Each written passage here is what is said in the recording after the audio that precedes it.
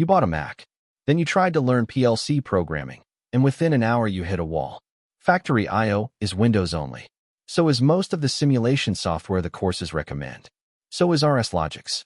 So is TIA Portal. You can spend the next afternoon installing Boot Camp, or paying for Parallels, or fighting a sluggish virtual machine. Or you can use something that actually runs in your browser on a Mac, with no install at all. That is what this video is about. Most people on Mac try one of three things first. Boot Camp gives you a real Windows partition, but it means rebooting to switch operating systems, splitting your disk, and dealing with driver problems. Parallels is faster to set up, but it is a paid license every year. On top of that, Factory I/O needs a full Windows license.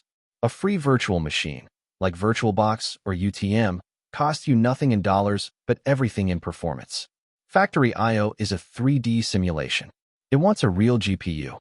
Inside a VM, it stutters, the soft PLC connection breaks, and the whole point of practicing in a fluid simulator disappears. None of these are good options for a beginner who just wants to learn ladder logic. Step back and ask what Factory I/O was actually giving you. Realistic input and output behavior. Scenarios that look like real industrial equipment. The feel of writing a PLC program and watching a virtual machine respond. The version-specific drama with Factory I/O is not the point. The point is being able to write a rung, run it, and see something obvious happen. That experience is what teaches you. If you can get that in any environment, the operating system underneath does not matter.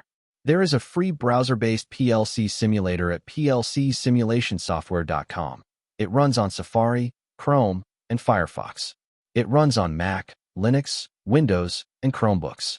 There is no install, no boot camp, no license to buy. You write ladder logic in the browser. You press run.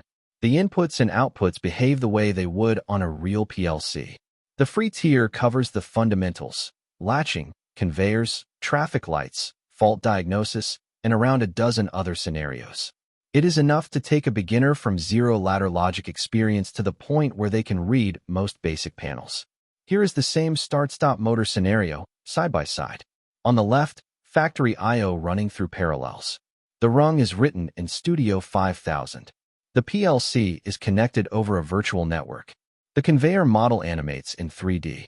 On the right, the browser simulator running natively on a Mac. The rung is written in a built-in ladder editor. The inputs and outputs animate inline. The scan cycle plays in real time. The browser version is not 3D. It does not have a warehouse model.